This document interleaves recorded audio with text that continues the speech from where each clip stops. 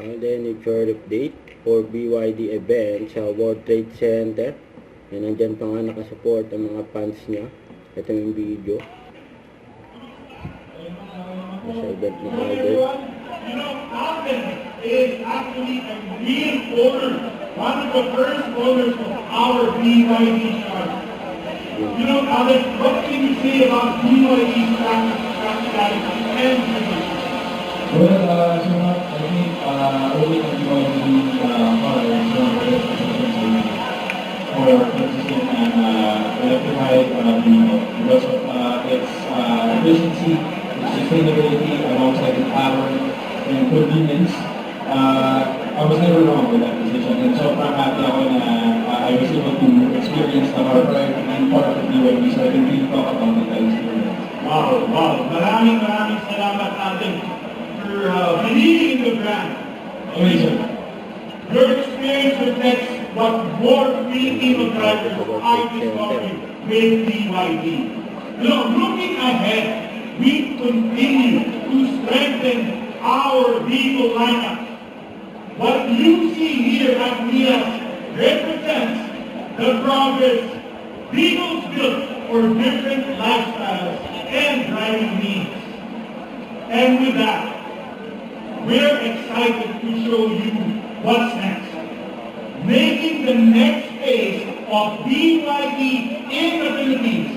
Ladies and gentlemen, introducing the BYD Atto 2 and the BYD C97.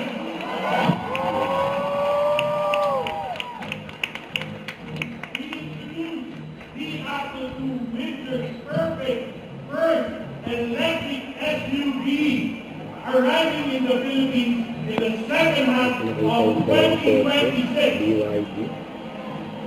Yan na. So, And next is the C97, our all-electric performance SUV, built for power, range, and driving excitement.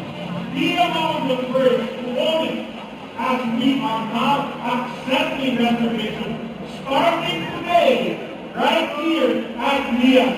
Availability of the C97 will be at the end of May 2026.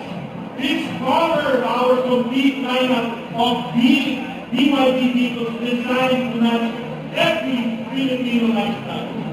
Maraming salamat po sa inyo, and thank you for being here at the BYD family. Enjoy the rest of the day. And we have to welcome back, and of course, to the newest member of the BYD College Philippines family, Mr. Alvin Richards. Pagpatuloy natin siya naman. And you saw here for the brand new BYD C97 and the brand new BYD Atto 2 right in front of us. We had the very first look here this morning at the Manila International Auto Show. So Bob, Alvin, thank you very much. Please continue to hang around. We have to spend some more time with you guys.